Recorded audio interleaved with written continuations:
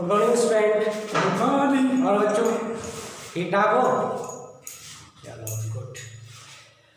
तो बच्चों इससे पहले हमने थर्ड लॉ पढ़ा था, लॉ ऑफ मल्टीपल प्रोपोर्शन। पहला लॉ था आपका law of conservation of mass. Second law था आपका definite proportion, law of definite proportion. Third law था आपका मल्टीपल प्रोपोर्शन और फोर्थ लॉ है आपका reciprocal proportion, law of reciprocal proportion. ये जो लॉ ऑफ रेसिप्रोकल प्रोपोर्शन है ये लॉ दिया था 1792 में रिक्टर ने, और रिक्टर एक साइंटिस्ट था, तो 1792 में उसने ये लॉ दिया था। ये जो लॉ है समझने में थोड़ा सा कॉम्प्लिकेटेड है, लेकिन वैसे तो इजीली इसको समझ सकते हो तुम लोग कि कैसे इसको समझना है। तो इसको हम बजाय इसकी डेफिनेशन के इसको हम एक एग्जाम्पल के थ्रू समझते हैं। अब देखो इसको हम कैसे समझेंगे। सपोज हमारे पास कोई दो डिफरेंट एलिमेंट है। अब हमने ये मान लिया कि हमारे पास एक एलिमेंट है हाइड्रोजन और एक एलिमेंट है हमारे पास ऑक्सीजन। ठीक, एक एलिमेंट हमारे पास हाइड्रोजन है, एक एलिमेंट हमारे पास ऑक्सीजन है। अब हाइड्रोजन और ऑक्सीजन जब एक फिक्स रेशियो में रिएक्ट होंगे या फिक्स रेशियो में कंबाइन होंगे, एक फिक्स मास में कंबाइन होंगे तो वाटर बनाएंगे। इनका कॉम्बिनेशन फिक्स होगा। जब वाटर बनेगा तो वाटर में हाइड्रोजन और ऑक्सीजन का जो कॉम्बिनेशन है वो फिक्स होगा, 1:8 का इसमें रेशियो होगा। अब एक एलिमेंट हमने ले लिया, तीसरा एलिमेंट, सपोज हमने तीसरा एलिमेंट सल्फर ले लिया। अब ये हो गया आपका हाइड्रोजन, ये हो गया आपका ऑक्सीजन और ये हो गया आपका सल्फर। अब देखो हाइड्रोजन ऑक्सीजन रिएक्ट होकर क्या बना रहे हैं? वाटर बना रहे हैं। अब हाइड्रोजन क्या है? सल्फर के साथ रिएक्ट होगा, और हाइड्रोजन का सल्फर के साथ रिएक्ट होगा तो क्या बनेगा?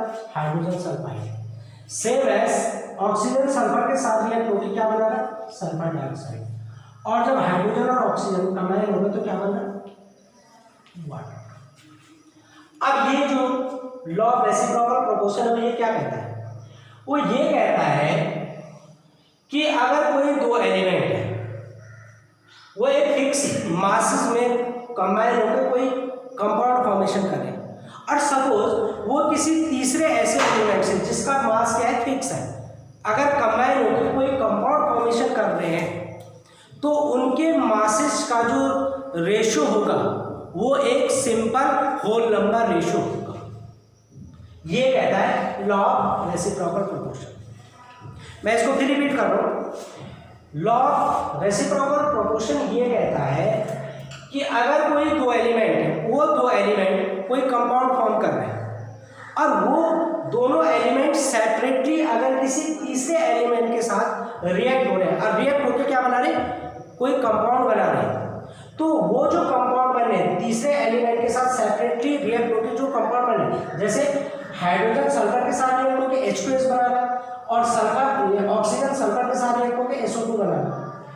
हाइड्रोजन और ऑक्सीजन हमारे पास दो एलिमेंट है, ये दोनों रिएक्ट होकर वाटर बना रही है, हमने शुरू में देख लिया था। अब जो तीसरा एलिमेंट है इसका मास हमने फिक्स कर रखा है। तीसरा एलिमेंट हमने सल्फर लिया, हाइड्रोजन सल्फर के साथ रिएक्ट होकर H2S हाइड्रोजन सल्फाइड बनाना और ऑक्सीजन के साथ रिएक्ट होकर सल्फर डाइऑक्साइड बनाना। तो अब हम अगर यहाँ पे हाइड्रोजन सल्फाइड और सल्फर डाइऑक्साइड के मासेस का रेशियो देखें और उस रेशियो का हम कंपेयर करें किससे? H2O से, तो वो क्या होगा? वो उनके बीच में जो रेशियो होगा वो एक होल सिंपल नंबर रेशियो होगा। अब कैसे होगा इसको हम क्वेश्चन से समझते हैं। तो सपोज हमारे पास एक क्वेश्चन है और वो क्वेश्चन हमारे पास कि द परसेंटेज कंपोजिशन, एक क्वेश्चन दे रखा हमें, परसेंटेज कंपोजिशन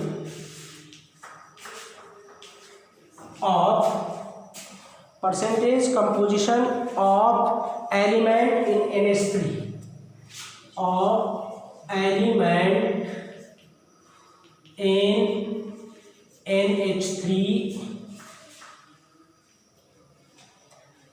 कॉमा दूसरा एलिमेंट है हमारे पास H2O, सॉरी दूसरा कंपाउंड H2O एंड तीसरा कंपाउंड हमारे पास N2O3।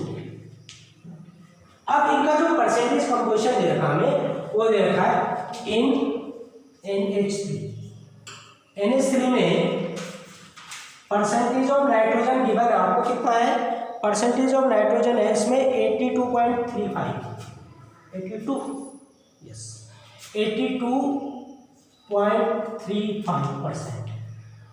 और NH3 तो परसेंटेज ऑफ हाइड्रोजन का परसेंटेज कितना होगा इसे, अब ऐसे 100 से अगर आप इसको माइनस करेंगे तो ये हो जाएगा आपका 17 पॉइंट कितना हो जाएगा 17.65, ठीक है। H2O में इन H2O परसेंटेज ऑफ हाइड्रोजन या ऑक्सीजन, परसेंटेज ऑफ ऑक्सीजन दे रखा है आपको कितना 88.9% और परसेंटेज ऑफ हाइड्रोजन है आपका 11.10%।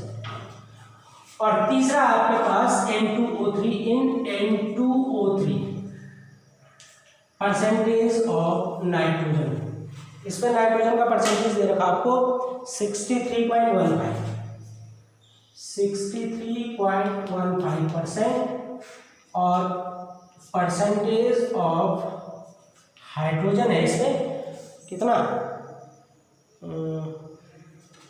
Sorry percentage of not hydrogen, percentage of oxygen है N2O3 percentage of oxygen minus करो तो कितना आ जाएगा 36.85%।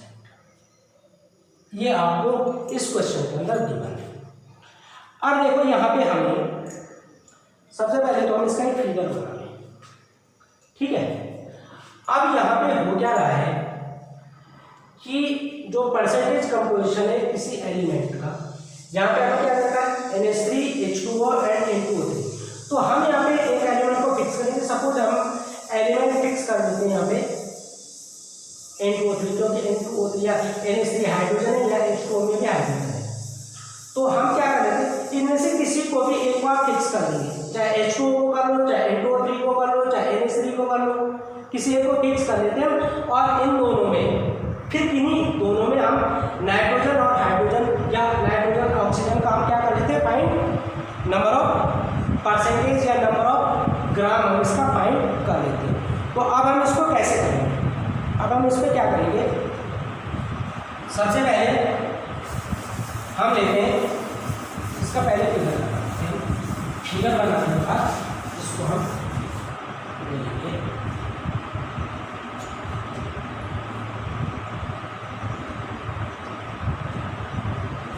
तो ये हो गया आपका हाइड्रोजन, ये हो गया आपका ऑक्सीजन, ये हो गया आपका नाइट्रोजन।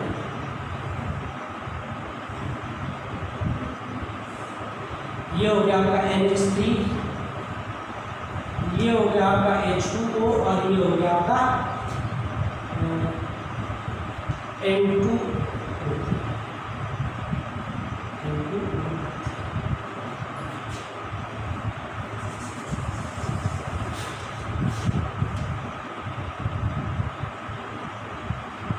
ठीक, अब बच्चों हम क्या कर रहे हैं इसमें NH3 और H2O को ले लें, क्योंकि यहाँ पे हाइड्रोजन है, यहाँ पे हाइड्रोजन, हम हाइड्रोजन को फिक्स कर इसमें क्या निकालेंगे NH3 में या नाइट्रोजन को या H2O में ऑक्सीजन की हम परसेंटेज कंपोजिशन फाइंड कर लेंगे कि कितना ये इस पर्टिकुलर कंपाउंड में है, कितना या कितने ग्राम में इसमें इन्वॉल्व है। तो सबसे पहले NH3 में हम देखेंगे कि NH3 में हाइड्रोजन का जो पार्ट है कितना है 17.65, तो 17.65, अब इसको ग्राम में ग्राम ऑफ हाइड्रोजन रिएक्ट कितने ग्राम नाइट्रोजन के साथ है 82.35 ग्राम ऑफ नाइट्रोजन। तो 1 ग्राम ऑफ हाइड्रोजन रिएक्ट 1 ग्राम कितने के साथ हो जाएगा 82.35 अपॉन 17.65। ठीक है, आप क्या करेंगे, हम इसे डिवाइड कर लो। डिवाइड करके जो वैल्यू आएगी आपकी वो कितनी आएगी, पॉइंट से पॉइंट हटा लो तो समथिंग 4 जाएगी। तो ये वैल्यू जो आपकी आएगी 4.6 समथिंग आएगी, 4.6 ग्राम ऑफ नाइट्रोजन। यहाँ पे नाइट्रोजन आ गया, किसमें आया आपका NH। अब हम क्या करेंगे, H2O में अब ऑक्सीजन का पार्ट हम फाइंड करेंगे।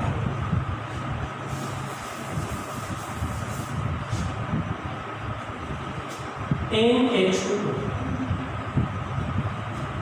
अब यहाँ पे जो हाइड्रोजन है वो कितने ग्राम है, यहाँ पे H2O में हाइड्रोजन है आपकी 11.10 ग्राम, 11.10 gram of H2 react with कितने ग्राम ऑक्सीजन के साथ रिएक्ट हो रही है, ये रिएक्ट हो रही है आपकी 88.90 ग्राम ऑफ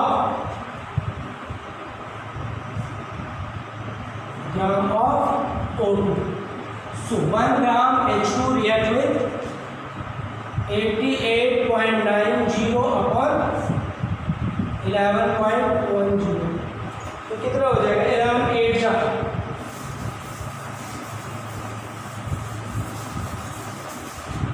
कितना मिल जाएगा हमें, ये मिल रहा हमें 8.01 ग्राम। अब H2 आ गया। अब देखो आपने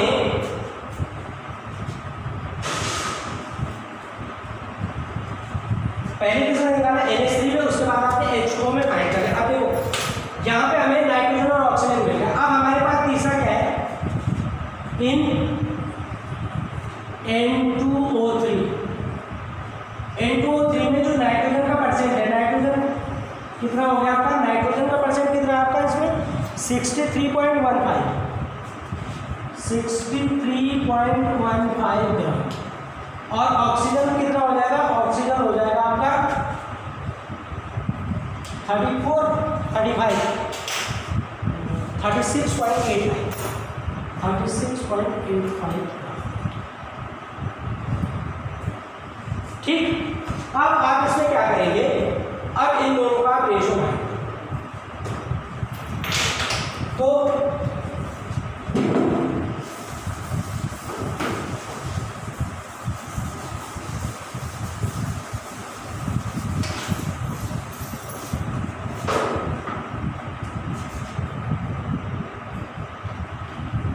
ratio of nitrogen and oxygen in N2O3 कितना है भाई, N2O3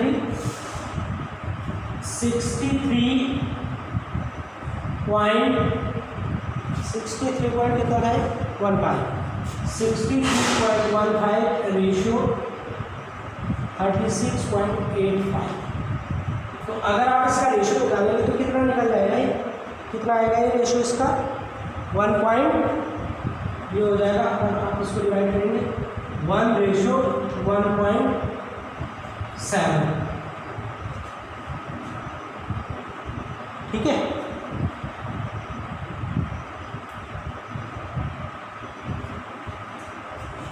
गलत 1.7 रेशियो 1 नाइट्रोजन ऑक्सीजन। अब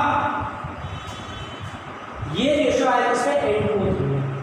अब इससे पहले हमने क्या किया था, पहले वाले में NH3 में नाइट्रोजन पता किया था, दूसरे वाले में ऑक्सीजन पता किया था।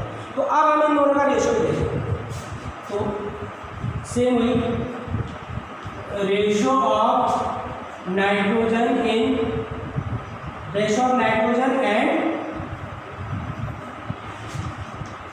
Oxygen in NH3 and H2O। तो नाइट्रोजन कितना मिला था हमें उसमें? नाइट्रोजन मिला था हमें उसमें 4.6, किसमें 4.6 मिला था हमें, किसमें ये मिला था हमें अमोनिया में। रेशो ऑक्सीजन कितनी मिली थी हमें वाटर के साथ? ये ऑक्सीजन मिली थी हमें 8.01। अब रेशो देखो करोगे 1 रेशो, ये भी कितना आएगा 1.7 के समथिंग। मैं इन दोनों का रेशो निकालूंगा तो ये भी क्या आएगा 1:1.7 के समथिंग आता है।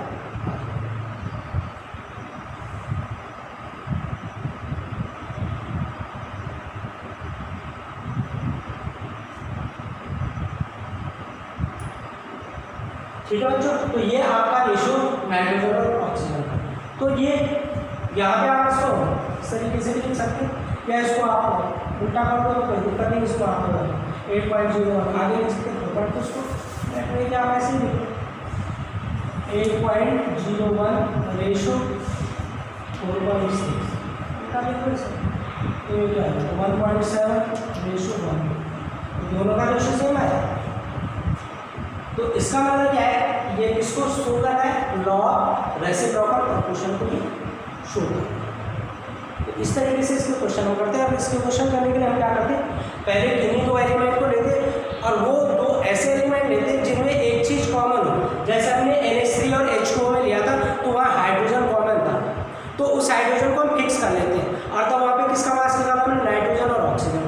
और फिर तीसरा कंपाउंड हम ऐसा देते हैं कि जिसमें नाइट्रोजन भी हो, और जैसे इसमें था N2O3 तो वहाँ नाइट्रोजन भी था, ऑक्सीजन भी था।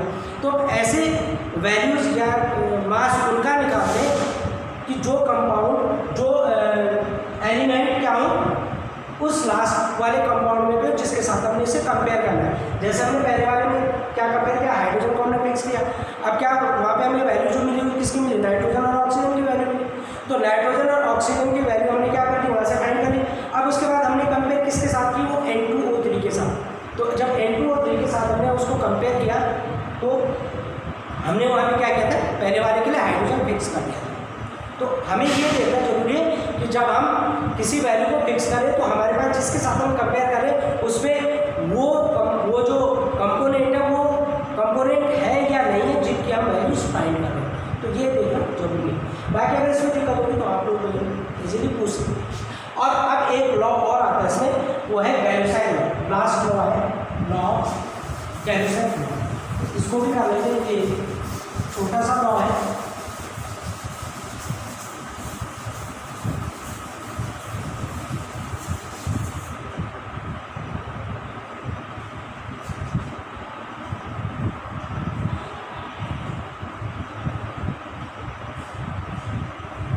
ये गुस्सा है,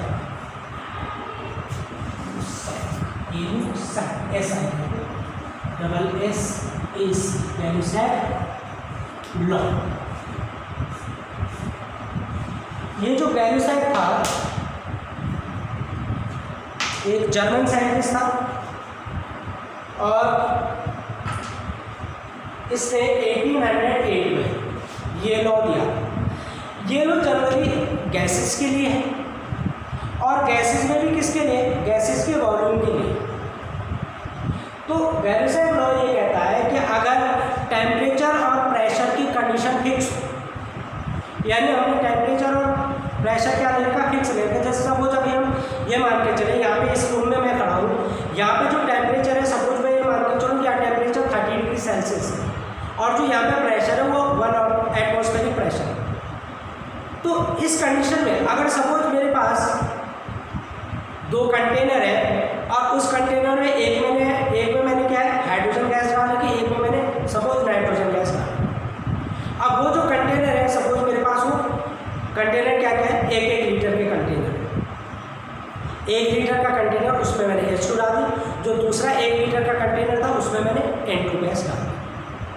दोनों का मैंने मास दे दिया या दोनों का मैंने वॉल्यूम देख लिया कि दोनों का वॉल्यूम 1 kg।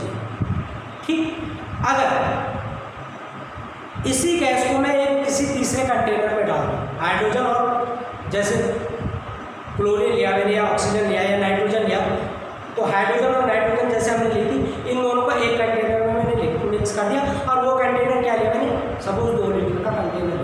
तो ये जो गैलिसाइड लॉ है वो ये कहता है कि जो मास होता है या जो वॉल्यूम है, गैसेस का जो वॉल्यूम है, वो वॉल्यूम क्या होता है, उसके वॉल्यूम में एक फिक्स प्रोपोर्शनल रेशियो होता है, यानी वो उसके वॉल्यूम के बीच में एक फिक्स रेशियो होता है अगर वो गैसेस कंबाइन होती या गैसेस आपस में रिएक्ट होती। तो कैसे इसको हम लोग एग्जाम्पल समझते हैं, जैसे सपोज हमारे पास एक गैस है H2 प्लस दूसरी गैस है हमारे पास Cl2 गिव्स क्या दे रहा है HCl, हमने इसको बैलेंस किया, that is price of HCl। अब देखो हाइड्रोजन गैस है, हाइड्रोजन किस फॉर्म में एग्जिस्ट करती है, किस फॉर्म में एग्जिस्ट करती है हाइड्रोजन, बाय मॉलिक्यूलर, यानी H2 डाई एटॉमिक फॉर्म में एग्जिस्ट करती है, यानी मॉलिक्यूल फॉर्म में एग्जिस्ट करती है। सेम एज Cl2 भी क्या है, बाय मॉलिक्यूलर, यानी किस में एग्जिस्ट करती है, डाई एटॉमिक फॉर्म में एग्जिस्ट करती है, बाय मॉलिक्यूलर फॉर्म में Cl2 भी एग्जिस्ट करती है। तो H2 को हम H नहीं लिखते, हाइड्रोजन को हम H नहीं लिखते, क्या लिखते हैं H2, क्योंकि डायटोमिक फॉर्म में एग्जिस्ट होती है। Cl2 भी डायटोमिक फॉर्म में एग्जिस्ट होती है, ये मोनो एटॉमिक फॉर्म में एग्जिस्ट नहीं होती। तो एक वॉल्यूम हमने क्या लिया, 1 वॉल्यूम हमने H2 का लिया और 1 वॉल्यूम हमने किसका लिया, Cl2। जब हमने इन दोनों को मिक्स किया, ये देखो टेम्परेचर और प्रेशर की जो कंडीशन है वो सेम है। जब हम इन दोनों को मिक्स करते हैं तो जो हमें HCl मिलता है वो क्या मिलता है, 2 वॉल्यूम में मिलता है। जो HCl का वॉल्यूम है वो क्या है, 2 वॉल्यूम, समझ रहे बात। तो एक वॉल्यूम हमें H2 मिला है, एक वॉल्यूम हमें Cl2 मिला है, 2 वॉल्यूम हमें क्या मिला, HCl मिला। तो इनके बीच में क्या होता है, फिक्स रेशियो होता है कि जब एक कंबाइन होता है। सेम ऐसा काम करें H2 plus O2 gives H2। अब देखो इसे हम क्या करेंगे, हाइड्रोजन हाफ ऑफ ऑक्सीजन देंगे बस, तभी जाके H2 करेंगे। यहाँ पे क्या लिया हमने, 1 वॉल्यूम किसका लिया, हाइड्रोजन का, हाफ वॉल्यूम हमने क्या लिया, ऑक्सीजन का। क्या मिला हमें, 1 वॉल्यूम क्या मिला, 1 वॉल्यूम क्या मिला। तो अगर हम इसके वॉल्यूम में कोई चेंज कर दें तो हमें ये कंपाउंड नहीं मिलेंगे। तो गैलिसाइड लॉ यही कहता है कि अगर कोई कंपाउंड, अगर कोई गैसेस मिक्स होती, चाहे वो केमिकली मिक्स हो या फिजिकली मिक्स हो, या केमिकली मिक्स होकर अगर कोई कंपाउंड बनाए या फिजिकली मिक्स होकर ऐसे रहे, तो उनके जो वॉल्यूम होते हैं उनके वॉल्यूम में भी क्या होता है, फिक्स एक सिंपल नंबर ऑफ रेशियो होता है। ये कौन कहता है, गैलिसाइड लॉ। तो इस तरीके से हम, तो जैसे H2 प्लस HCl दे रहा, 1 वॉल्यूम H2, 1 वॉल्यूम Cl2, क्या दे रहा है, 2 वॉल्यूम HCl दे रहा। सेम है 1 volume H2, half volume O2, 1 volume. अगर 1 वॉल्यूम सपोज H2 होता और 1 ही वॉल्यूम O2 होता तो यहाँ पे वाटर नहीं बन सकता। सेम है अगर 1 वॉल्यूम या हाफ वॉल्यूम ऑफ Cl या हाफ वॉल्यूम ऑफ H2 तो हमें नहीं मिलेगा। इनके बीच में भी क्या होता है, फिक्स रेशियो होता है। ये किसने बताया हमें, गैलिसाइड। तो ये हो गया आपके 5 के 5 का। तो पहला लॉ था आपका कंजर्वेशन ऑफ मास, दूसरा लॉ आया आपका डेफिनेट प्रोपोर्शन, तीसरा आया आपका मल्टीपल प्रोपोर्शन, चौथा आया आपका रेसिप्रोकल और पांचवा लॉ आपका गैलिसाइड। तो ये आपके 5 के 5 लॉ है। और इन लॉज में मोस्टली आपको न्यूमेरिकल प्रॉब्लम करनी, क्योंकि ये जो मोस्टली ये जो लॉ हम इनको अगर ढंग से करें, अगर हम इनको ऐसे पढ़ते तो कन्फ्यूजन क्रिएट होता है कि ये कहना क्या चाह रहा है। ये जो लॉ है ये हमें क्वेश्चन से ही पता चलते हैं, जब हम उनको सॉल्व करते हैं, जब उनके बीच में फिक्स रेशियो आता है तो तब हमें उससे पता चलता है कि हाँ ये प्रैक्टिकली या एक्सपेरिमेंटली ये ऐसे प्रूफ है। ठीक है बच्चों, तो इस तरीके से हम करेंगे। और उसके बाद अब हम अगले टॉपिक के लिए पढ़ेंगे, हम डॉल्टन्स थ्योरी को पढ़ेंगे, डॉल्टन्स एटॉमिक थ्योरी पढ़ेंगे, फिर मॉडर्न थ्योरी पढ़ेंगे, और इस तरीके से फिर इस चैप्टर में हम आगे बढ़ेंगे। ठीक, okay bye, till then good bye.